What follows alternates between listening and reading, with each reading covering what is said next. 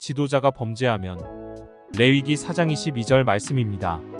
만일 족장이 그 하나님 여호와의 금령 중 하나라도 부지 중에 범하여 허물이 있었다가 그 범한 죄의 깨우침을 받거든 그는 흠없는 수염소를 예물로 가져다가 그 수염소의 머리에 안수하고 여호와 앞 번제 희생을 잡는 곳에서 잡을지니 이는 속죄제라. 아멘.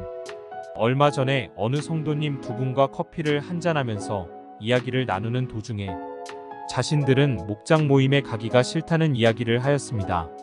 왜 그러냐고 물어보았더니 나눔의 시간에 진지하게 자신의 형편을 이야기를 하고 있으면 목자가 끼어들어서 그러면 안 되고 앞으로 이렇게 해라고 하면서 강제적으로 말을 끊어버리니깐 기분이 상해버려서 요사이는 가서 나눔을 진솔하게 내어놓지 못한다는 것이었습니다.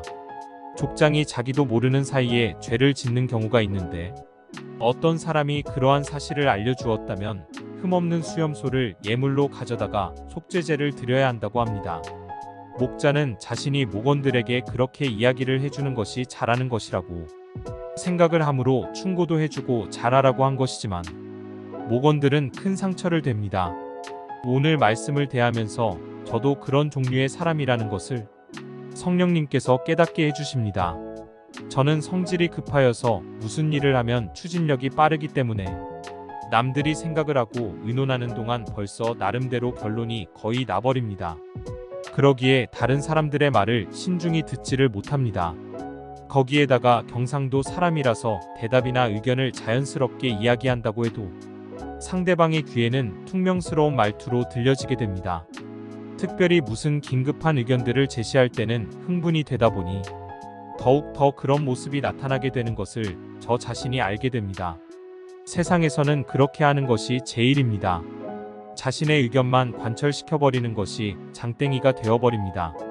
어떠한 수단과 방법을 앞세워서라도 논리정연하게 큰 소리로 윽박질러서라도 자신이 원하는 일들을 이루고 차지하는 사람이 족장의 힘이 될 것입니다.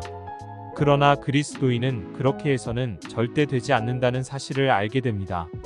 한 번은 목사님께서도 이제 장로가 되었으니 말을 부드럽게 해야 한다는 권면도 해주셨습니다.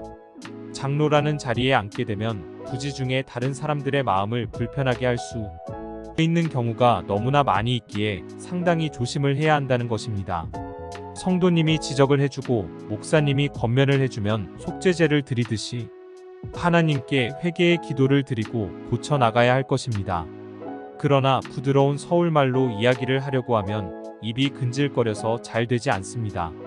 그러나 오늘 성령님께서 귀한 깨달음을 주십니다. 입술의 말을 서울말로 바꾸어서 되는 것이 아니라 마음이 부드러워야 한다는 사실을 알게 해주십니다. 마음이 교만하고 내가 잘 안다고 하는 그런 마음이 가득 차 있기에 그 속에 있는 것이 밖으로 나오기 때문이라는 것입니다. 족장이라고 해서 자신의 생각이 모두 맞을 것이라는 생각을 해서는 아니 될 것입니다. 하나님께 잘하려고 하려다가 어떤 사람의 마음에 상처를 줄 수 있기 때문입니다.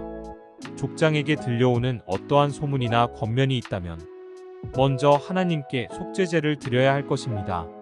순 염소를 잡아다가 속죄제를 드리는 것이 쉽지가 않을 것입니다. 족장이 존경을 받기 위해서는 자신의 죄가 무엇인지 빨리 깨달음을 얻고 하나님께 기도함으로 자신에게 있는 가시들보를 빼놓고 난 뒤 다른 사람들의 티눈을 빼주는 사람이 되어야 한다는 교훈을 받는 아침입니다.